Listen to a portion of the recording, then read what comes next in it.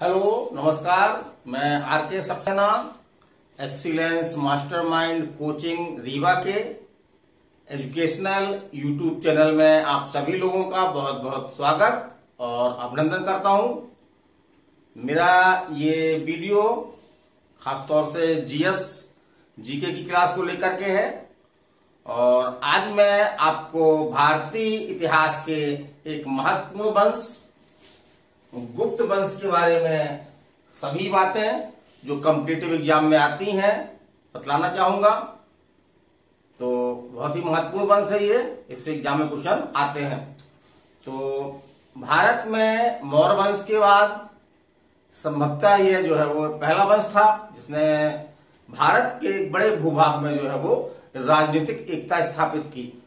तो चलिए आज हम उसी वंश के बारे में इसके प्रथम शासक श्री गुप्त से लेकर के और अंतिम शासक भानुगुप्त के बारे में जो भी तमाम जानकारियां हैं, रोचक तथ्य हैं, उनको हम बताना चाहेंगे।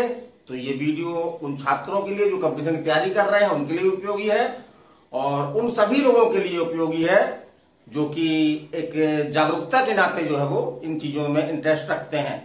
तो चलिए हम चलते हैं। तो हम लेते हैं गुप्त वंश। तो पहले तो हम देखते हैं कि इसको गुप्त वंश क्यों कहा जाता था। तो इस संबंध में इतिहासकारों में मतभेद है। कुछ इतिहासकारों का मानना है कि भारत में जो गुफा का प्रचलन जो है वो गुप्त वंश से ही हुआ है और गुप्त वंश के शासकों द्वारा ही जो भारत में गुफाओं का निर्माण करवाया गया। संभवतः इस कारण से इनको जो है वो गुप्त कहा गया। लेकिन एक बहुत बड़े इतिहासकारों का मत है कि जो गुप्त वंश के शासक थे वो जो है वैश्य समाज से आते थे, जिसे हम आमतौर पर गुप्ता या माहेश्वरी वगैरह बोलते हैं। तो वैश्य समाज के ये शासक थे और इसी कारण से इसको जो है वो गुप्ता कहा जाता था और धीरे धीरे गुप्ता जो है वो ये गुप्त हो गया। ये गुप्त नाम में जो है वो परिवर्तित हो गया और इसका शासनकाल जो लगभग 320 ईस्वी से 510 ईस्वी तक रहा। तो इसको आप याद रखिएगा। और एक चीज एग्जाम में और पूछी जाती है कि भारतीय इतिहास का स्वर्णकाल किस वंश के शासनकाल को कहा जाता है।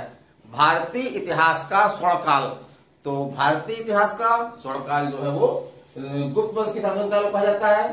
और भारत में जैसे हमने बताया कि गुफा बनाने की परंपरा जो है वो गुप्तों द्वारा ही शुरू की गई। इसी प्रकार से भारत में जो है वो मंदिर निर्माण की जो कला का प्रारंभ जो है वो गुप्त काल से माना जाता है।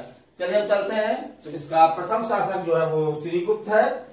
यद्यपि ये बड़ा एक कमजोर शासक था और इसको वास्तविक संस्थापक नहीं माना जाता है। लेकिन अगर आपके एग्जाम में क्वेश्चन आता है कि गुप्त वंश का संस्थापक कौन है तो आपका आंसर होगा श्री गुप्त। तो गुप्त वंश का संस्थापक था और इसने 240 से 280 लगभग 40 वर्षों तक जो है इसने शासन किया। चलिए आगे चलते हैं। श्री गुप्त के बाद उसका पुत्र जो है वो घटोत्कच। तो ये श्री गुप्त का पुत्र था घटोत्कच। और इसके बारे में एक रोचक जानकारी इतिहास में मिलती है। ऐसा कहा जाता है कि जन्म के समय से ही जो है इसके सिर में एक भी बाल नहीं थे। संभवतः इसी कारण से इसका नाम जो है वो घटोत्कच पड़ा। इसका नाम जो घटोत्कच पड़ा। चलिए हम अगला शासक लेते हैं। तो अगला शासक है हमारे चंद्रगुप्त प्रथम। तो चंद्रगुप्त प्रथम घटोत्कच के बाद उनके पुत्र थे जो गद्दी पर बैठे और चंद्रगुप्त प्रथम ने जो है वो 320 ईस्वी से 335 ईस्वी तक जो है वो शासन किया। और देखते हैं कुछ एक क्वेश्चन ये आता है आपका कि गुप्त वंश का प्रथम स्वतंत्र शासक किसे माना जाता है। गुप्त वंश का प्रथम स्वतंत्र शासक तो वो आपके हैं यही है चंद्रगुप्त प्रथम को माना जाता है। और चंद्रगुप्त प्रथम ने जो है उपाधि धारण की थी महाराजा धीराज की। वैसे अन्य गुप्त शासकों में भी कई ऐसे शासक हैं जिन्होंने महाराजा धीराज की उपाधि धारण की, लेकिन प्रथम जो है वो महाराजा धीराज की उपाधि जो है वो चंद्रगुप्त प्रथम धारण की। और लिच्छवी को इन्होंने अपने साम्राज्य में मिलाया, वहां से वैवाहिक संबंध स्थापित किए। तो ये क्वेश्चन एग्जाम में पूछा जाता है कि चंद्रगुप्त प्रथम ने जो है वो लिच्छवी राजकुमारी कुमार देवी से जो है वो विवाह किया। और एक चीज इंपॉर्टेंट और है जो एग्जाम में आती है, इस तरह हम देखते हैं कि हमारे बहुत सारे संवत हैं, जैसे शक संवत, विक्रम संवत, इसी प्रकार से एक संवत जो है वो आपका गुप्त संवत भी है। ये 319 से 320 ईस्वी से इसका प्रारंभ माना जाता है और इसका प्रारंभ करने का श्रेय जो है वो चंद्रगुप्त प्रथम को जाता है। तो गुप्त वंश का संस्थापक कौन था, ये एग्जाम में क्वेश्चन आपके आता है। तो कौन था आपका, चंद्रगुप्त प्रथम। चलिए उसके बाद हम चलते हैं, उसके बाद एक बहुत ही महत्वपूर्ण शासक जो गुप्त वंश का एक महान शासक था, इसके शासनकाल में गुप्त वंश का जो है वो काफी विस्तार हुआ, तो वो है आपके समुद्रगुप्त। कौन है, समुद्रगुप्त। तो समुद्रगुप्त जो है वो चंद्रगुप्त प्रथम का जो है वो पुत्र था जो गद्दी पर बैठा। और इसकी एक खासियत ये थी कि दक्षिण भारत में जो है वो गुप्त वंश का विस्तार करने का श्रेय जो है इसको दिया जाता है। और आगे चलते हैं तो ऐसा इतिहास में लिखा है कि इसने आर्यावर्त के 9 और दक्षिण के 12 शासकों को जो है वो पराजित किया।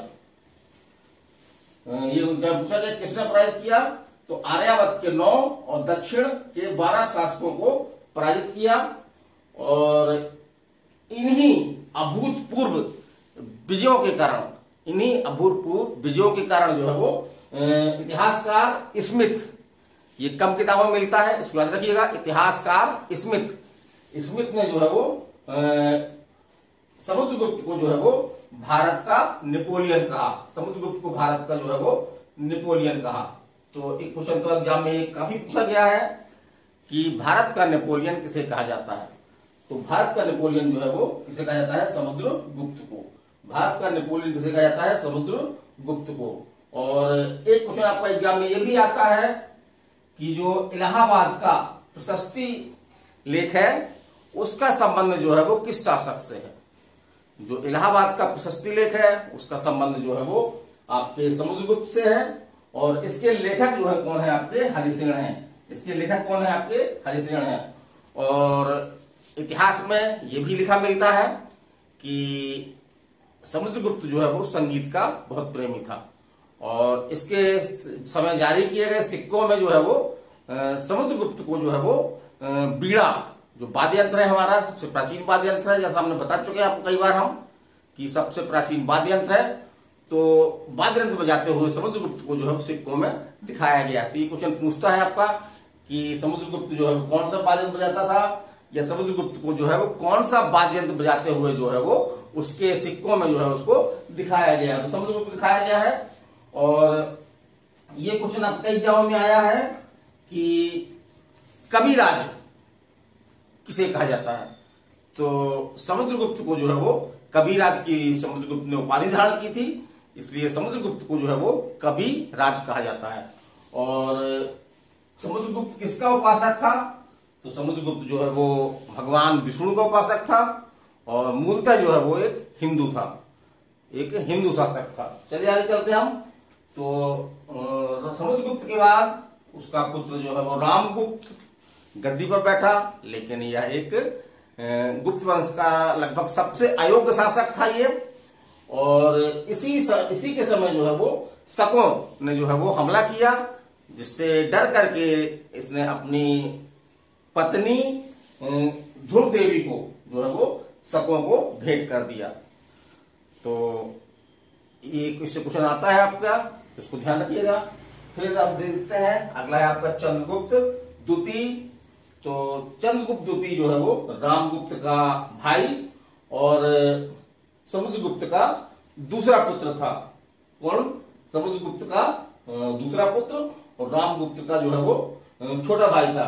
तो जब इस तरह से जब पत्नी को शकों को भेंट करने से जो है इसका छोटा भाई जो आपका चंद्रगुप्त द्वितीय है काफी नाराज हो गया और उसने क्या किया, अपने बड़े भाई जो है वो रामगुप्त की हत्या कर दी और ध्रुव देवी से जो है वो विवाह कर लिया। फिर आगे देखते हैं हम। तो विक्रमादित्य की उपाधि किसने धारण किया था, इतिहास में क्वेश्चन आया है आपके। तो चंद्रगुप्त द्वितीय ने जो है विक्रमादित्य की उपाधि धारण की। तो कहीं कहीं तो इतिहास में हमको नाम भी इसका सीधे से यही लिखा मिलता है, चंद्रगुप्त विक्रमादित्य। तो हम समझ जाए कि गुप्त वंश के द्वितीय शासक चंद्रगुप्त विक्रमादित्य की बात हो रही है। और देखते हैं हम, तो इसने जो है वो शकों को बुरी तरह से पराजित किया। तो एक प्रकार से रामगुप्त का इसने जो है वो अपने बड़े भाई रामगुप्त का जो है वो बदला भी लिया। और ऐसा इतिहासकार लिखते हैं कि चंद्रगुप्त द्वितीय के समय जो है वो गुप्त वंश जो है वो अपने चरम उत्कर्ष पर था। तो इसको ध्यान रखिएगा, चंद्रगुप्त द्वितीय के समय गुप्त वंश जो है अपने चरम उत्कर्ष पर था। और एक क्वेश्चन तो बहुत एग्जामों में आता है, छोटे छोटे एग्जामों में हमने देखा है इस क्वेश्चन को, कि चीनी यात्री फाहियान किसके दरबार में आया था। तो चीनी यात्री फाहियान जो है वो आपके चंद्रगुप्त द्वितीय के दरबार में आया था। इसको याद रखिएगा, क्योंकि हमारे इतिहास में चंद्रगुप्त नाम से बहुत सारे शासक मिलते हैं। जैसे कि चंद्रगुप्त तो आपको इसी में चंद्रगुप्त प्रथम, तो इस तरह से नाम से हम कंफ्यूज आते हैं। तो चंद्रगुप्त द्वितीय जिसको विक्रमादित्य कहा जाता है, उसी के दरबार में जो है वो चीनी यात्री फाहियान आया था। और एक चीज इंपॉर्टेंट है, जैसे कि हमने अभी मुगल वंश पढ़ा था, तो मुगल वंश में हमने ये पढ़ा था कि अकबर के दरबार में जो है वो 9 रत्न रहा करते थे। तो इतिहासकार का मानना है कि चंद्रगुप्त द्वितीय विक्रमादित्य के दरबार में भी जो है वो 9 विद्वान हुआ करते थे, जिनको जो है वो 9 रत्नों की संज्ञा दी गई है। तो ये फैक्ट आपको याद रखना है। और उन विद्वानों में कौन कौन से हैं आपके, तो कालिदास, आपके बराहमिहिर, धन्वंतरी जो कि प्रसिद्ध जो है वो वैद्य थे, चिकित्सक थे उस समय के, और अमर सिंह, ये जो है वो चंद्रगुप्त द्वितीय के दरबारों के जो 9 रत्न हैं उनमें से ये मुख्य हैं। तो इनके नाम याद रखना है। कभी कभी ऐसा क्वेश्चन पूछा जाता है कि कालिदास किसके दरबार में थे, या आपके धन्वंतरी जो है वो किसके दरबार में थे, तो ये क्वेश्चन आपसे बन जाए। चलिए हम आगे चलते हैं। तो चंद्रगुप्त के बाद जो है वो उसका पुत्र जो है वो कुमारगुप्त जो है वो गद्दी पर बैठा। कुमारगुप्त, क्योंकि एक कुमारगुप्त और हुआ इसके बाद में, जिसे कुमारगुप्त द्वितीय कहा गया, इसलिए कुमारगुप्त प्रथम नाम दिया गया इनको। और इनके समय की जो कुछ महत्वपूर्ण घटनाएं हैं जिनसे क्वेश्चन बनते हैं, तो एक तो आपका सुना होगा अपने नालंदा विश्वविद्यालय, जो वर्तमान में आपके बिहार में है। तो इसकी स्थापना किसने के द्वारा की गई थी, तो नालंदा विश्वविद्यालय की स्थापना जो है वो कुमारगुप्त द्वारा की गई थी। और एक चीज इंपॉर्टेंट और है, एग्जाम में क्वेश्चन आया है आपका, कि गुप्त वंश के किस शासक के समय जो है वो शांति और समृद्धि के लिए प्रसिद्ध है। गुप्त वंश का कौन सा शासक का शासनकाल शांति और समृद्धि के लिए प्रसिद्ध है, तो वो आपका कुमारगुप्त। फिर कुमारगुप्त के बाद जो है वो उसका पुत्र स्कंदगुप्त जो है वो गुप्त वंश का अगला शासक बना। और एक क्वेश्चन इसके समय आता है, क्योंकि इसी के समय जो है भारत में एक लड़ाकू जाति, जिसे हम हूण बोलते हैं, तो हूणों ने भारत में जो है वो आक्रमण किया। तो ये क्वेश्चन एग्जाम में आया है कि भारत में जो है वो हूणों का आक्रमण जो है वो किस गुप्त शासक के काल से जो है वो प्रारंभ हुआ, तो वो आपका जो है वो स्कंदगुप्त। और स्कंदगुप्त एक प्रतापी शासक था, और इसने जो अपने जिंदा जीते जो है वो हूणों को सफल नहीं होने दिया। और इसी के शासन के दौरान जो है वो जो गिरनार पर्वत में आपकी एक बहुत प्रसिद्ध झील है, उस झील का नाम क्या है आपका, सुदर्शन झील। तो इससे क्वेश्चन आपका आता है। तो इसी के शासनकाल में एक व्यापक बाढ़ आई, जिसके कारण से सुदर्शन झील जो है वो टूट फूट गई। तो स्कंदगुप्त द्वारा जो है वो सुदर्शन झील का जो है वो पुनः निर्माण करवाया गया, ये पुनः उद्धार करवाया गया। तो ये याद रखिएगा आप। और एक हमने जैसे बताया कि काफी विजेता शासक था, तो इसने एक उपाधि धारण की थी, वो एग्जाम में क्वेश्चन आया है आपके, वो है आपका 100 राजाओं के स्वामी। 100 राजाओं के स्वामी की उपाधि जो है वो किस शासक ने धारण की थी, तो वो आपका जो है वो स्कंदगुप्त है। और स्कंदगुप्त के समय ही जो है वो गुप्त वंश जो है वो काफी कमजोर पड़ गया। और उसके बाद जो शासक हुए, यद्यपि उसके बाद 100 वर्षों तक, ऐसा कहा जाता है कि 100 वर्षों तक ये शासन चला और इसमें कई शासक हुए, लेकिन कोई ऐसे महत्वपूर्ण शासक नहीं थे जो अपने भारतीय इतिहास में अपना नाम जो है वो दर्ज करवा पाए। तो स्कंदगुप्त के बाद जो है वो कई शासक हुए, लेकिन वो गुप्त वंश की जो परंपरा थी, गरिमा थी, उसको जो है वो कायम नहीं रख पाए। और उसके बाद हम देखते हैं अंतिम शासक के बारे में। ये क्या क्वेश्चन पूछा गया है, तो अंतिम शासक कौन था आपका? भानुगुप्त। तो भानुगुप्त गुप्त वंश का जो है अंतिम शासक था। और इस प्रकार जो है वो गुप्त वंश का, इसी के समय गुप्त वंश का जो है वो अंत हो गया 510 ईस्वी में। और गुप्त वंश के पतन कैसे हुआ, क्या कारण थे, तो इस संबंध में इतिहासकार ये कहते हैं कि गुप्त वंश के पतन के मुख्य जो है वो 2 कारण थे। एक कारण तो आपका था हूण जनजाति, जो काफी लड़ाकू जनजाति थी, बब्बर जनजाति थी। तो उसने जो है वो आक्रमण करके जो है वो गुप्त वंश के शासकों को जो है काफी परेशान किया और गुप्त वंश को कमजोर किया। और दूसरा, जैसा कि स्पष्ट है कि स्कंदगुप्त के बाद जो है वो ऐसा कोई भी शासक नहीं हुआ जो कि गुप्त शासन की विशाल साम्राज्य को जो है वो संभाल सके। तो इससे हम कह सकते हैं कि योग्य उत्तराधिकारी का ना होना, ये भी गुप्त वंश के पतन का एक मुख्य कारण था। तो मेरा एक छोटा सा वीडियो आपको कैसा लगा?